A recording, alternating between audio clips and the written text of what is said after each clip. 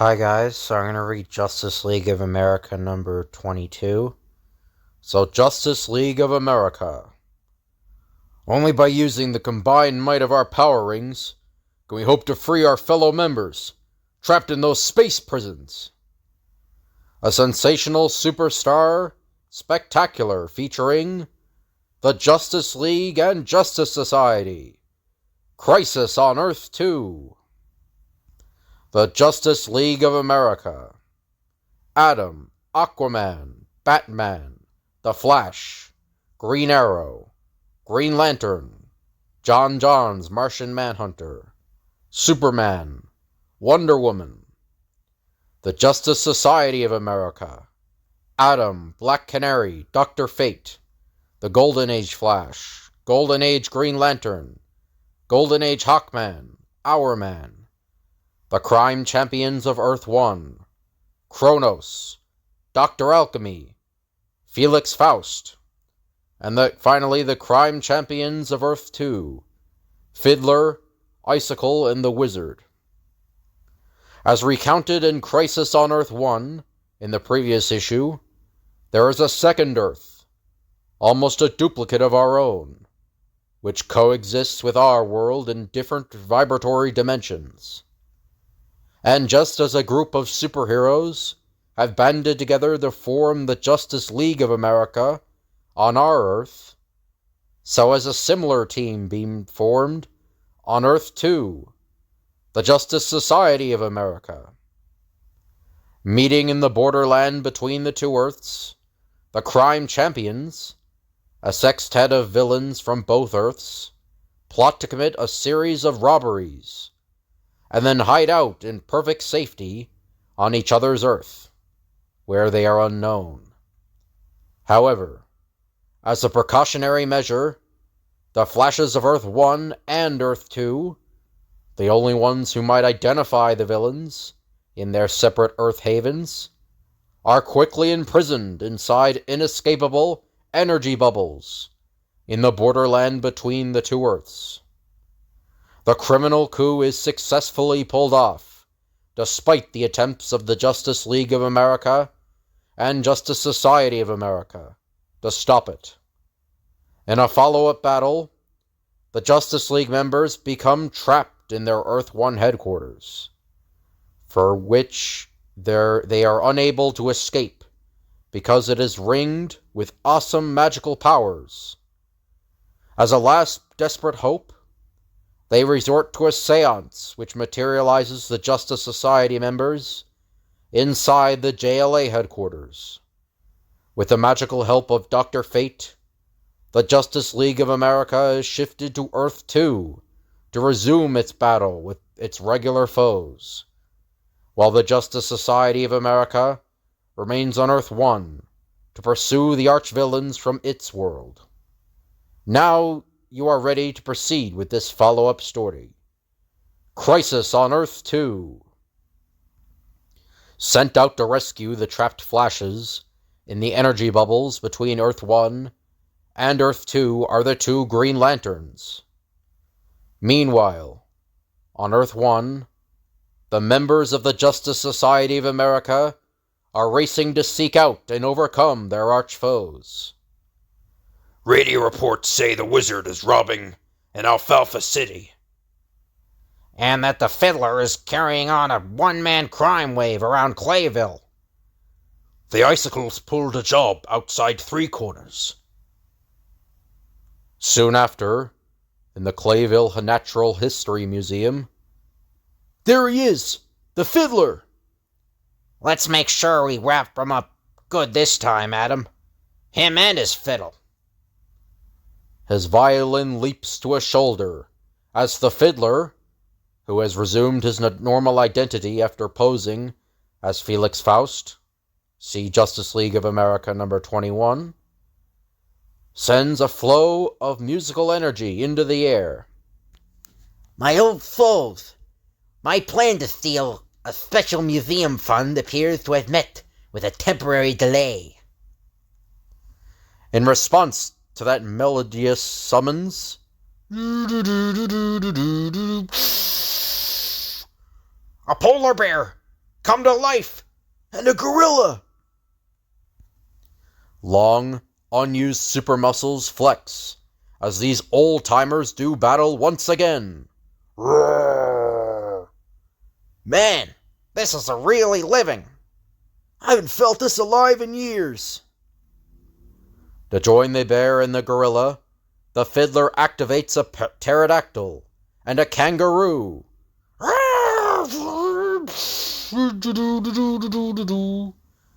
Now the Justice Society duo is battling with grim ferocity. Their powerful grip, preventing me from reaching my radio belt. Adam, can you manage to hurl that winged reptile in my direction? Exerting the last ounce of strength, the Atom sends the pterodactyl flying straight toward our man. Coming up, one pterodactyl, on the wing. As the stuffed creature crashes into the man of the hour, the impact turns on his radio belt. I couldn't reach its controls myself, but I preset them to a frequency that will jam the fiddler's violin music. As our man's radio beeps interfere with the sound waves given off by the fiddler's violin, the animals come to an abrupt halt. Beep, beep, beep, beep, beep. Whoa! You two are just as dangerous as you were more than a decade ago. Like twin tornadoes, the Justice Society duo cuts down the violin villain. Next stop for you is jail. Miles to the west, in an open-air art gallery, the Icicle is making off with priceless works of art. These statues will bring me plenty when... What? It's Dr. Fate! I wasn't expecting him here on this earth, but I'm always prepared for any emergency. The cold ray gun sends a frigid blast upward at a dark cloud, bringing a chilled rain down toward the Master of Magic. Then, the rain alters its shape as... Guess I'm a little rusty after such a long time retirement. If I were in top condition, he'd never had the chance to freeze me in this ice column. As more and more rain falls, it freezes on to the upright ice shaft that looms gigantic as it builds second by second. I'll build a glacier around Dr. Fate, engracing him in so much ice, I'll have plenty of time to make my getaway. Surrounded by numbing ice, the man of magic calls upon his great powers, so long unused. All the wisdom of ancient Egypt is in my mind. I must release it by the spells of the lost Book of Thoth. In response to the modern mage's mental orders, streaks of magical lightning tunnel a narrow path toward the ice. Streaking upward, the magical bolts form mighty fires in the sky that hurtle down upon the frozen column. So hot and fierce are the falling flames that the ice quickly melts to water.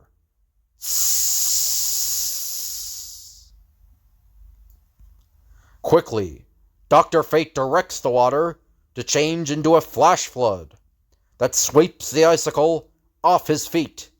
Oh, I dare not activate my cold ray gun, or I'll freeze myself in solid ice. When you hit the wall and are knocked out, you'll wake up in the nearest jail. Elsewhere, the shadow of Hawkman keeps pace with the racing Black Canary as they rush to keep a rendezvous with the wizard. I see the wizard up ahead, making his getaway after robbing a jewelry store. You can have first crack at him, Hawkman. I'll deal with him the finishing touch. The Flying Fury really will be mad when my magical wand commands his wings to fly him into outer space. As for the Black Canary, I'll rock her back on her heels. Upward into the upper layers of the atmosphere rises the winged wonder, his mighty pinions defying his control. Far below, the Black Canary struggles with magic-endowed beings of solid rock, who leap to intercept her. Oh, I can't shake this man-rock off. Gripped by hands that tighten around her body, the girl gladiator struggles furiously. No matter what I do, these things still cling to me. They weigh so much, they're forcing me off my feet. As she goes down, Black Canary contorts herself, so that her nimble fingers yank open her canary amulet. My one hope is to prevent the wizard from directing the actions of his rocky puppets. From the amulet, she lifts a burning glass and focuses it upon some nearby bushes. So intense is the heat from her special gadget that the bushes burst into flame. Upward rolls a thick wall of black smoke. Unless I see my rockmen, I cannot direct their battle against the Black Canary. Leaping upward through a wall of smoke and flame comes Black Canary. My wand, turning into a medieval battle mace, will knock you cold. You missed, wizard, but I won't. Gripped in powerful hands, the great magician is swung up and flung high in a jujitsu wrestling hold. My compliments on your neat trick, Black Canary. Now it's my turn to top you. Even as the wizard sails through the air, his enchantment begins to take effect, as... Oh, my body! Turning into solid marble!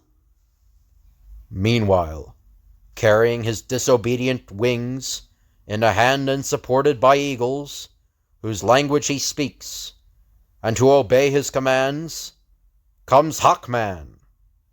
Luckily, the wizard hurled his battle mace upward. At such an angle I can grab hold of it. Under his command, his eagle friends swoop low above the ground, so that... The moment he becomes unconscious, his magic will stop. Then... You all right, Black Canary? Thanks to you, I am. But how did you escape the wizard's magic? I summoned my friends the eagles to catch me when I slipped out of my wings. Then they brought me down here just in the nick of time. Now let's take the wizard off to jail. Meanwhile, in the misty borderlands between the Earths, the two Green Lanterns are buffeted by terrible gales. Even our superpowers are hard put to offset these incredible blasts, which are slowing us down. Up ahead, I think I see a structure of some sort. Crisis on Earth 2, Chapter 2. Sent into Earth 2 by the magical powers of Dr. Fate, the members of the Justice League of America set out on the trail of their arch-foes, Felix Faust, Dr. Alchemy, and Kronos. Given another opportunity to match wits and muscles against these crime champions, they are grimly determined to emerge the victors. At a carnival which Felix Faust has been robbing of its special Charity Day receipts... What's this? The Martian Manhunter? Atom? Green Arrow? I thought they were safely locked up in their headquarters. But, no matter. This pinwheel will help defeat them. With a triumphant chuckle, he speaks the cantrip. An editor's note, a cantrip is a magical incantation, which will make his magic work. Wheel that is round and called a pin, whirl around in a steady spin. Swung off the ground, and rotating like pinwheels in a strong wind, the superheroes find themselves momentarily helpless. I'm twirling so fast, I can hardly think. My arrows are starting to fall from my quiver. Felix Faust has become a blurry image. As the archer rotates faster and faster, Ha ha ha ha ha! Even your weapons are deserting you in your hour of need, Green Arrow. though at a dizzying spin, so great is the super breath of the Martian Manhunter that I'll blow GA's arrows right at our foe. Huh? Even turning like a propeller, he's dangerous. Again the mighty mage calls out a magic spell. Target large or small. Attract those arrows. Catch them all. As the shafts dig deep into the magically magnetic target, the bowman manages to bring out a tiny bow and arrows and fires it. Okay, Adam. Do your stuff with one of my small arrows. As the tiny arrow speeds past the tiny titan, his hands dart out, catch hold of the shaft. I'll reduce my size and weight, so the arrow will carry me along without losing its momentum. Spinning furiously about the slim wooden shaft, he is borne through the air toward the bullseye. Got to be ready to make my move the instant the arrow hits the target. As the arrow digs into the magical canvas, the mighty mite releases his hold and pinwheels upward. Upward from shaft to shaft, he spins, until at the very top of the target, still rotating madly, he releases his hold and arches through the air. By increasing my weight, then decreasing it, the end of the last arrow shaft acted like a springboard, hurling me over the top of the target. Like a stone from a sling, the atom, regaining his normal 6-inch size and 180-pound weight, catapults into Felix Faust with terrific impact. As the magician slumps unconscious, his spell ceases to work, and when Felix Faust comes to, he'll be in prison. Flying high above a mountainous countryside, in their planes which Dr. Fate's magic has fashioned for them, Wonder Woman and Batman scale the landscape for a glimpse of Dr. Alchemy. No sign of him yet. The radio report said he was headed this way. But it is Dr. Alchemy who first catches sight of the high-flying superheroes. Incredible! How could they possibly have escaped the secret sanctuary trap? But what's the difference? With my matter transformer, I'll turn their planes into winged bucking broncos. As the radiation from the matter transformer touches their planes, the Amazon Princess and Gotham Goliath find themselves battling for their lives. There are no wind currents here in this valley. If I'm tossed off, I'll fall to the ground like a stone. You and me both, Wonder Woman. So hang on. Far below them, although the effects of my matter transformer last for only about 20 minutes, that will be long enough to seal the doom of Wonder Woman and Batman when they are thrown to earth by those bucking broncos. Wilder grow the winged horses, even more ferocious in their attempts to dislodge their riders. I'm slipping off! I can't hold on any longer. Suddenly, Wonder Woman yanks free her magic lasso. That unusual rock formation below looks like a hitching post, and it gives me an idea. I'll latch onto it with one end of my lariat. Controlling the other end of the lasso so that it holds both steeds, Wonder Woman takes advantage of the winds created by the wildly beating pinions of the horses. I can ride these wind currents easily. Catch me with your utility rope, Batman, and I'll glide you softly to the ground. But, as their feet are about to touch the ground... Oh no! We're still falling! The ground beneath us has changed into air. More of Dr. Alchemy's handiwork. When they hit the bottom of the crater, and the air around them starts to turn to soil again... We'll be buried alive. Not if we get out of here. By tunneling a path sideways through the ground. Follow me, Batman. On the surface... I'll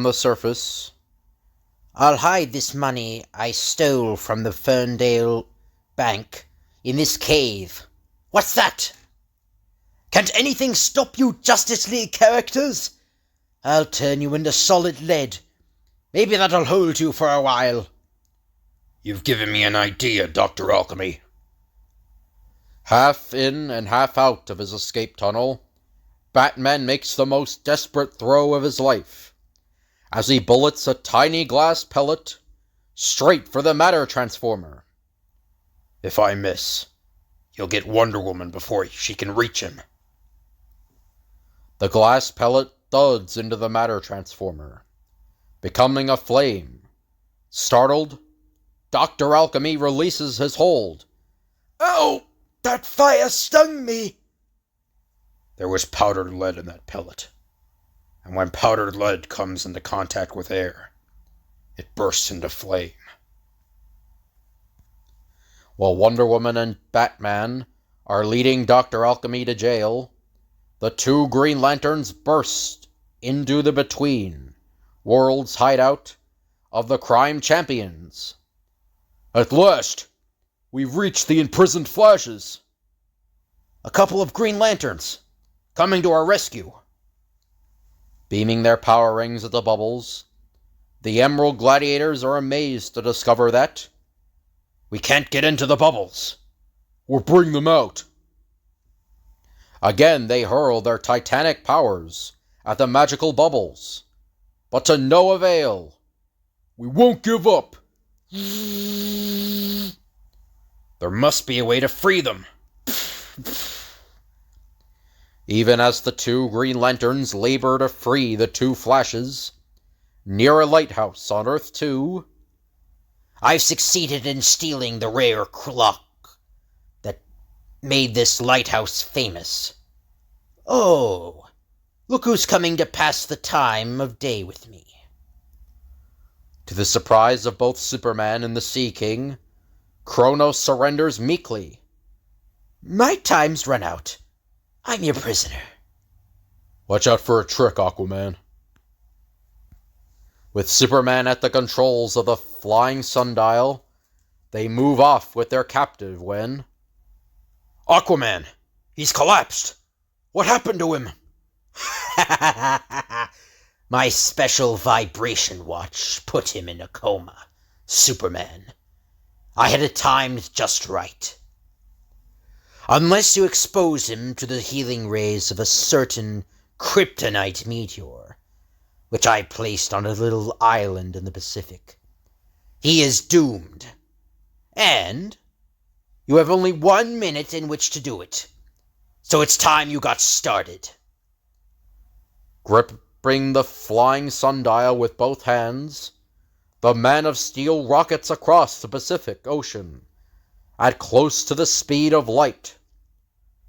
Kryptonite will weaken me, even perhaps destroy me, but I must risk that in order to save Aquaman.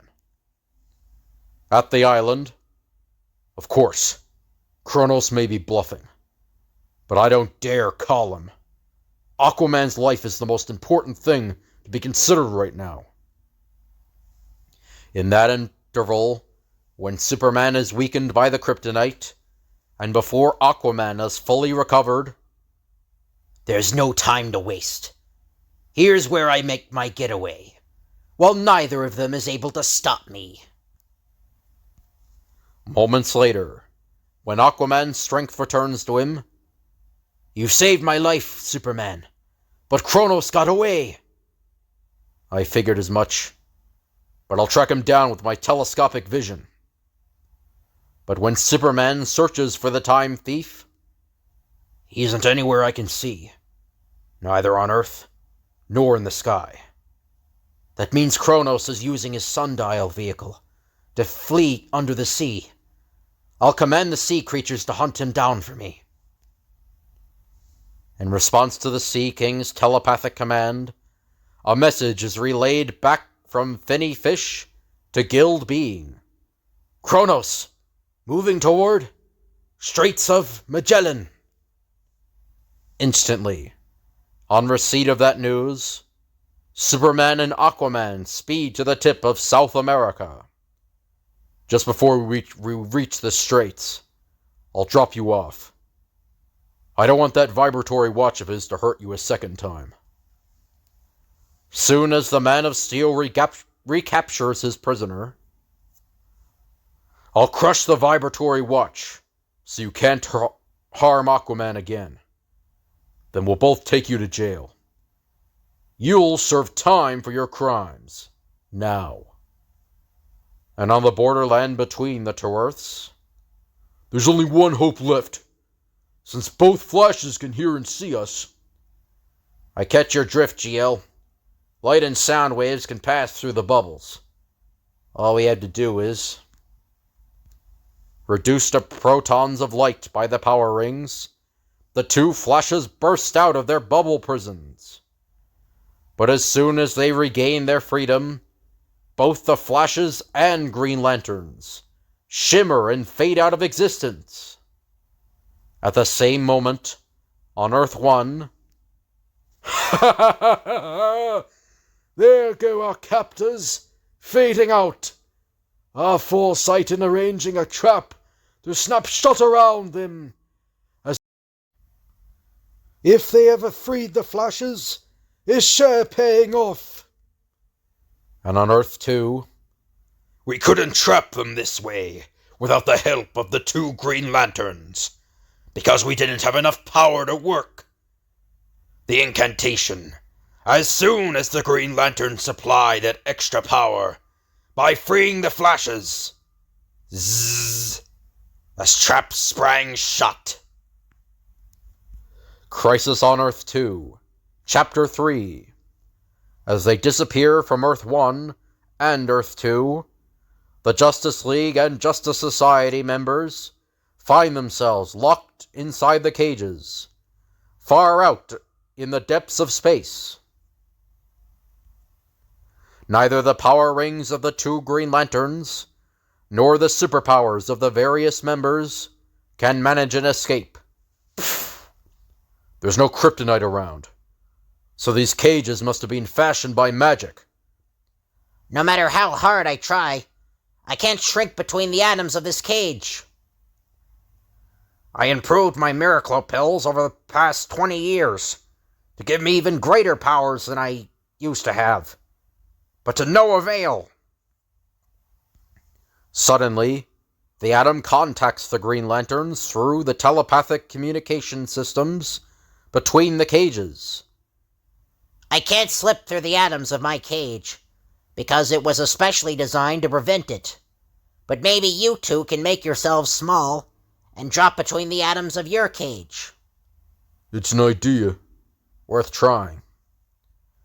Turning their power rings on themselves, the Emerald Gladiators shrink their bodies to subatomic size and plummet through the floor of the cage.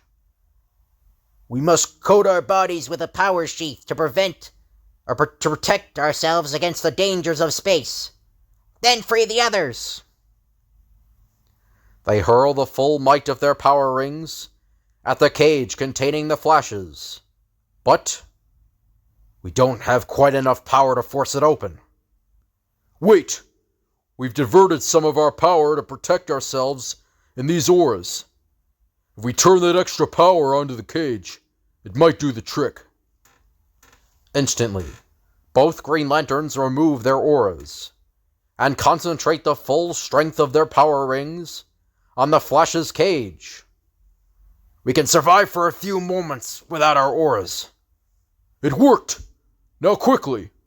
Throw green auras about ourselves and the Flashes. Safe from the dangers of space, the two speedsters help the exhausted Green Lanterns open the next cell. Our super vibrations are breaking this one open.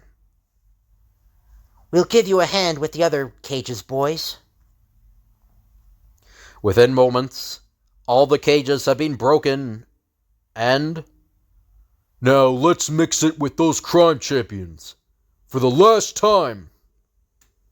On Earth 2, the crime champions have joined forces after the imprisonment of the Justice League and Justice Society members. But now... Wait! I sense disaster. As do I. Incredible as it seems, our archfoes have managed to escape from their space cages. This time I've got the sinking feeling that when we battle them again, they'll nab us for good. Then we've got to escape, where they'll never find us. But where? Suddenly, the Fiddler cries out. I've got it. There's an Earth 1 and an Earth 2. Somewhere there must be an Earth 3. If we can find the doorway into it before the Justice Champions find us, we can escape them forever. For a few precious moments, they conduct their search. If magic hides it, we'll uncover the passageway. I found the gateway to Earth 1 with my sonic vibrations. Maybe I can do the same for Earth 3. If time hides it, my chronological knowledge will reveal all. Too late! Here they come! All of them! Like human thunderbolts, the exasperated members of the combined Justice League and Justice Society hurtle upon their arch foes.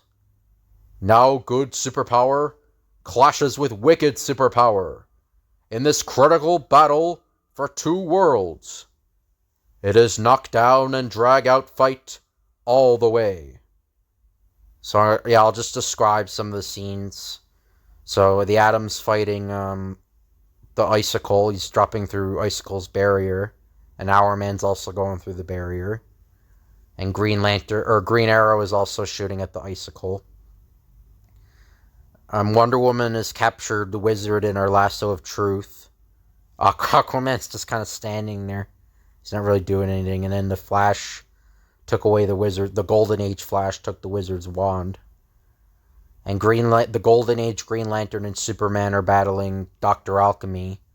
And Green Lantern punches Dr. Alchemy, while the magic stone he has doesn't do anything to Superman.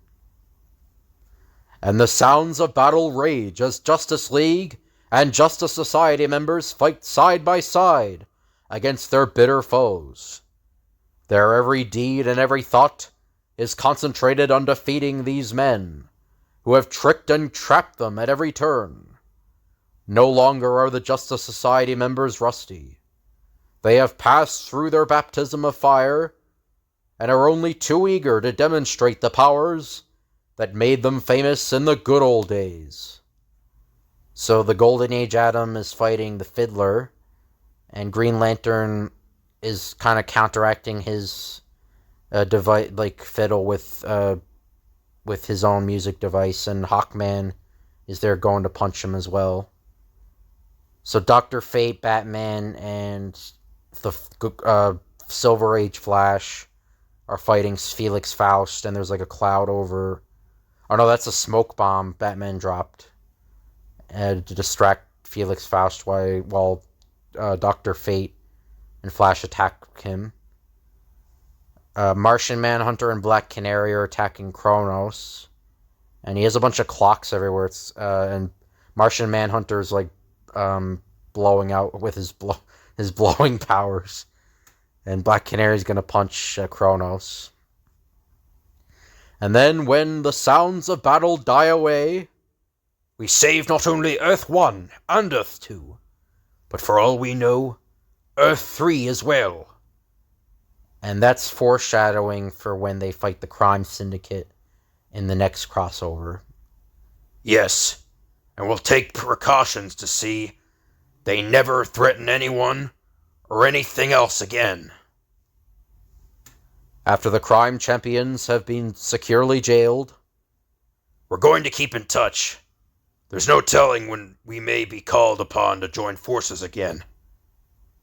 I can just see Snapper Carr's face when he learns he had to miss our biggest adventure of all, because he had to take college exams. I hope he passed his tests, as well as we did ours. And that's the end. So hope you guys enjoyed the video. If you could like, comment, and subscribe, that'd be appreciated. If you have any requests you want me to do, just let me know down in the comments, and I'll tell you when I can do the request. Thank you all for watching, and I'll see you guys later.